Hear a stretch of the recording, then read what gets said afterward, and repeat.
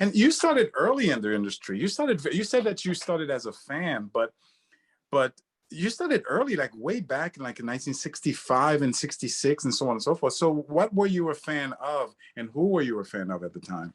Well, I've been a fan since the 1950s. First was Superman because of the TV show. And I saw the show, and at the end it says it's based on the comic book. And immediately that day, my friend and I, who saw Superman for the first time, went to the corner where there was a candy store and bought our first comic books. So I was probably 8, 9 years old at the time. And there weren't that many comic books out at that particular time. The only superheroes that were out were Superman, Batman, and Wonder Woman. There were no others. That's right. There were war books. There were all sorts of other comic books, funny animal ones, Archie comics, dead ghost type stories for Casper and things like that. And there was no Marvel. So the only books that you could buy were the Superman, Batman, and Wonder Woman.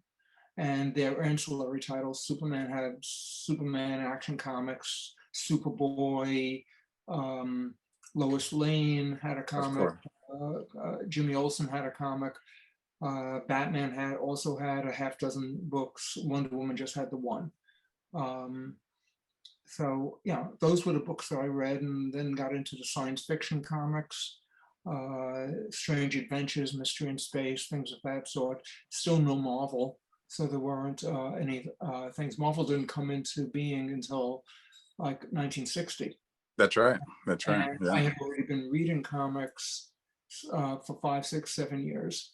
Then DC introduced first Flash in 1955, I think, or 55 or 56. Then when Flash was a success, they introduced Green Lantern, and then Hawkman.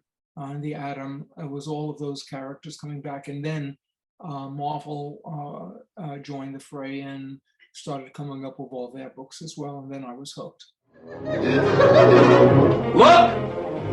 Look, the dynamic duo!